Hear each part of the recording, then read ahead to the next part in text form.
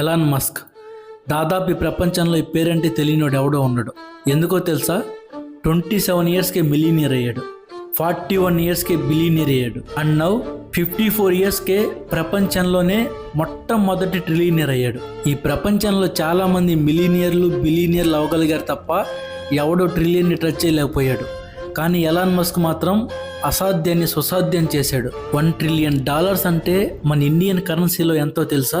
Present ఉన్న exchange రేట్తో పోల్చుకుంటే $1 వచ్చేసి మన ఇండియన్ కరెన్సీలో అప్రాక్సిమేట్గా 95 రూపీస్ ఉంది.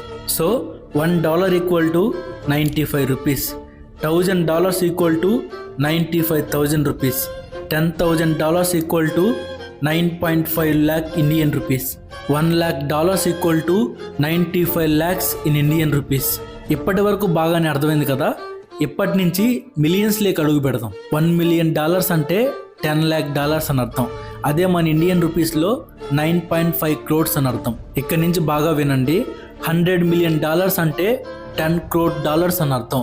అదే మన ఇండియన్ రూపీస్లో 950 crores అని అర్థం.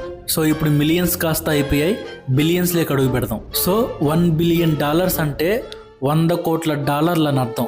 $100 కోట్ల అంటే 9,500 కోట్లు అని అర్థం. ఒక్క బిలియన్తోనే పెద్ద పెద్ద కంపెనీలను సైతం కొనగలిగే స్థాయి అది. కానీ ఎలాన్ మస్క్ సంపాదన బిలియన్ కాదు, ట్రిలియన్. ఇక్కడి నుంచి మరీ జాగ్రత్తగా వినండి.